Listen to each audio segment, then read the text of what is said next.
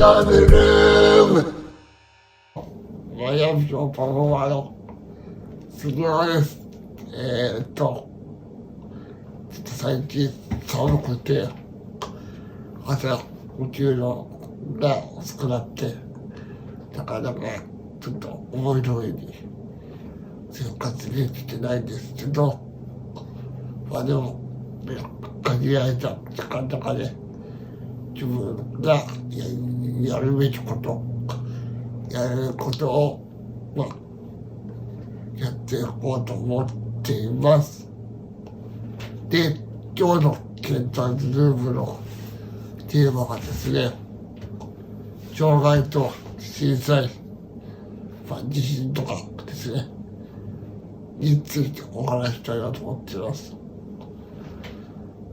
最近で地震が多い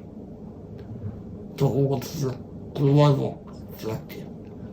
先週の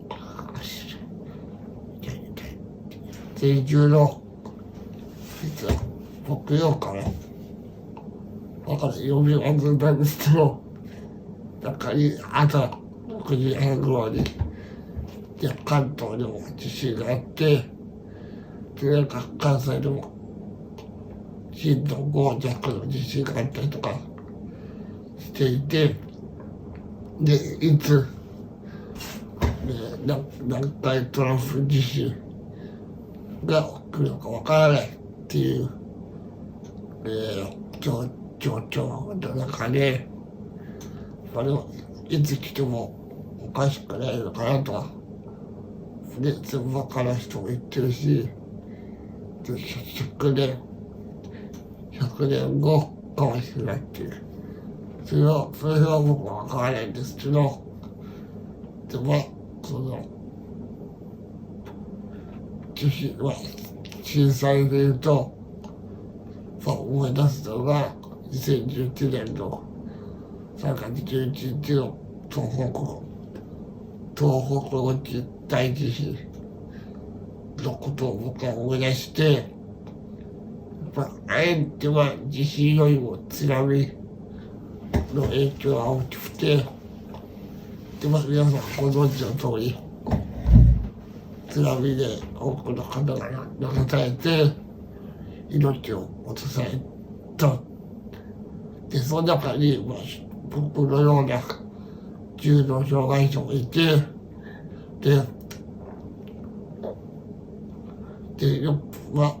その中で僕みたいに24時間介助者に生活をサポートしてもらっていて、じゃあ津波が来るってなったらすぐに逃げられないじゃないですか。その時にじゃあ介助者が利用者を担いで逃げられるのかって言ったら当然難しいと思うんです。で実際3.11の時もやむを得ず利用者をその場に置いて逃げたりとか、逃げたって言い方はいいな、避難したりとか、あとは介助者と利用者含めてその場にいたがゆえに2人とも亡くなってしまったりとかっていうことが実際にありました。でこれは本当に、現場判断なので、利用者を置いてくることが良いとか悪いとかっていうのは言えないと思っていて、ただ僕は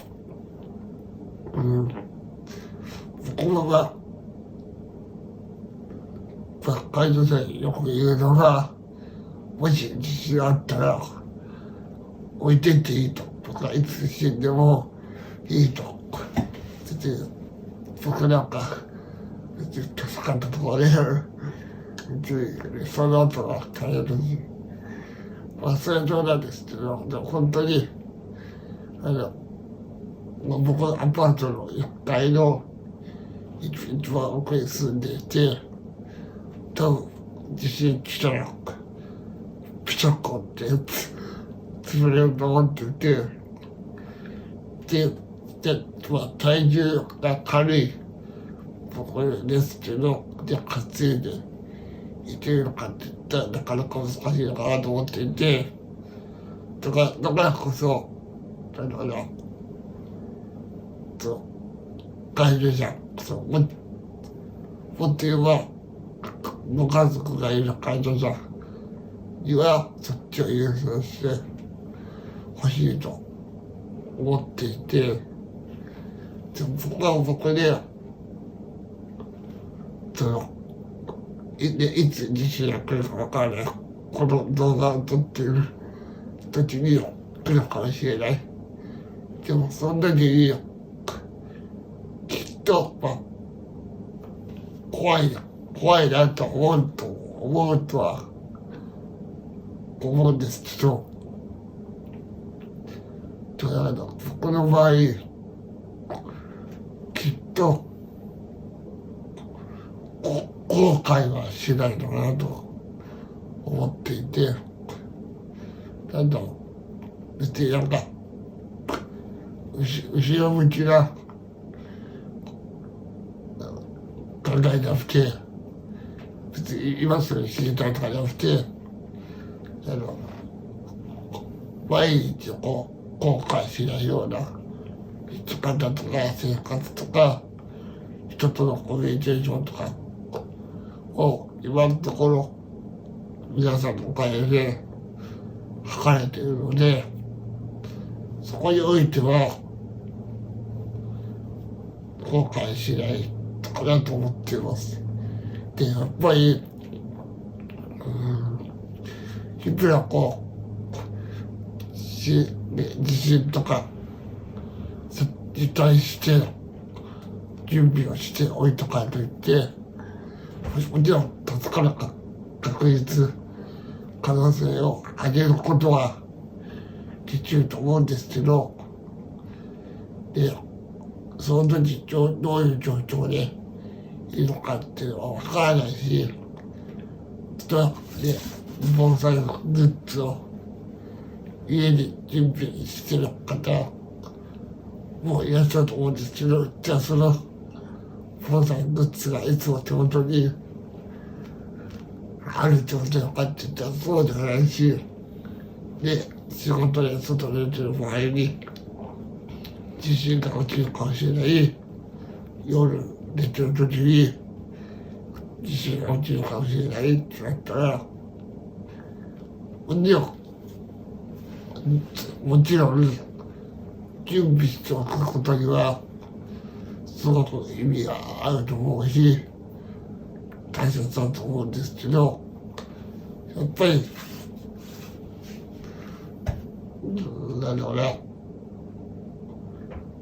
言い方はいいですけど、仕方がないと思ってて、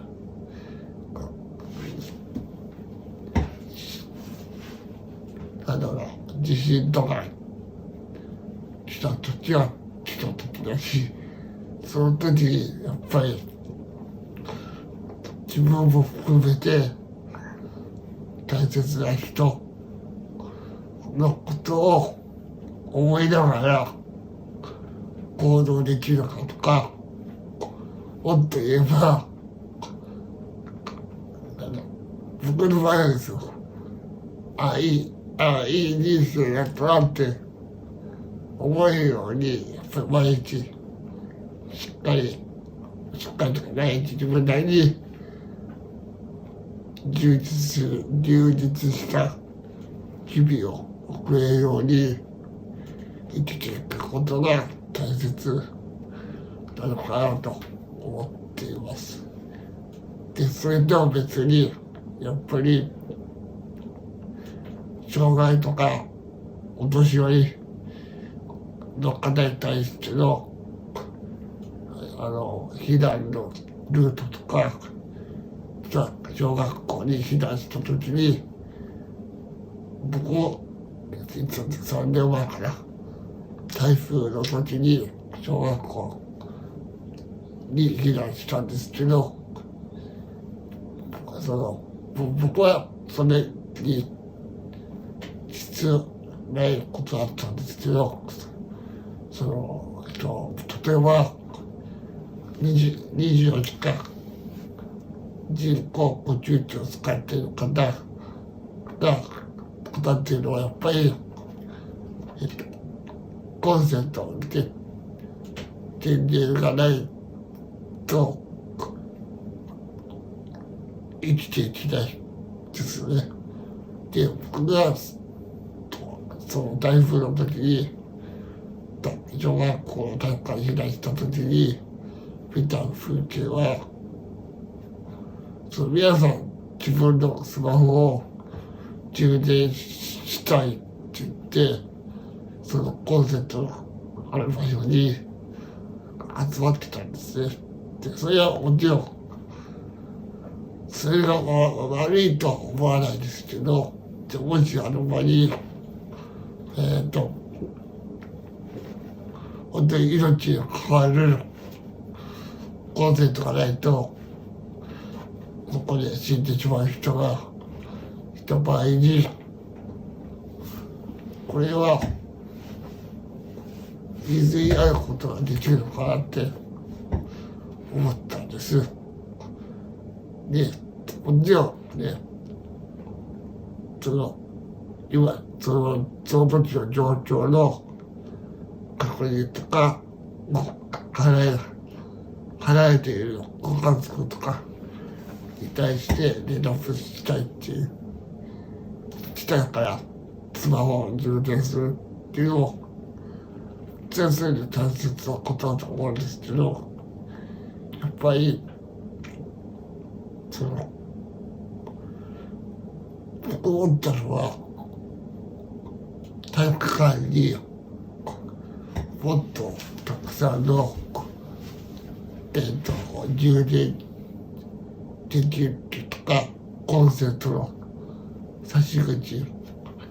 が、それを準備しておくことが大切だし、で、そういった重度な障害を持った方が避難してきた場合のことを考えて、今話した電源のこととか、あとはお手洗いのこととか、ことを考えて準備しておくことが、僕はそっちの方が大切なのかなと思っていて、だから実際そこまで準備できてるのか、僕まだ調べてないんでわからないですけど、でもおそらくね、地域の、公立小学校とかだと障害者が使えるお手洗いって少ないし、ましてや体育館に階段とかあるとなかなか入れないっていう状況があるので、そこから徐々には変わってきてると思うんですけど、その辺をもっといわゆるバイアフリーな状態にしておくことが、震災が来た時とか来た後も、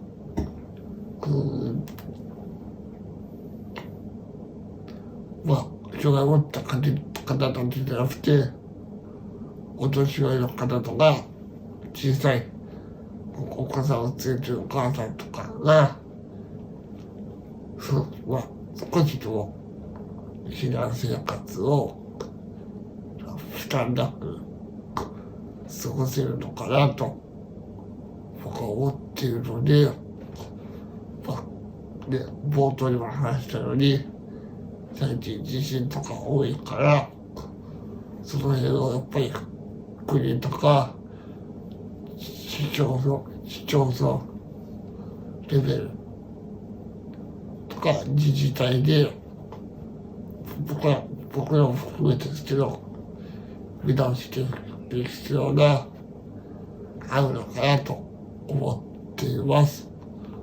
ということで、今週は今回は障害と身体について僕なりの考えと思いをお話ししました。それではまた次回。さようなら。バイオプション。バイバイ。ありがとう。ご視聴いただきありがとうございました。バイオプションチャンネルは引き続き楽しいコンテンツを作っていきます。高評価とチャンネル登録の方よろしくお願いします。それではバイオプションキンドルーム